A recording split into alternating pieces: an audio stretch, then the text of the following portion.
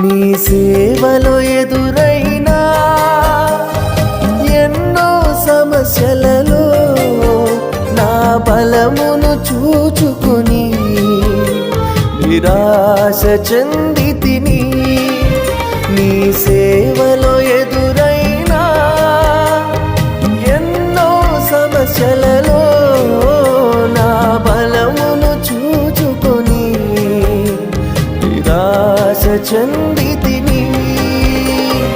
భారమైన ఈ సేవను ఇక చేయలేనని అనుకొనగా, భారమైన ఈ సేవను ఇక చేయలేనని అనుకొనగా, ప్రధాన యాజకుడా యేసు నీ అనుభవాలతో బలప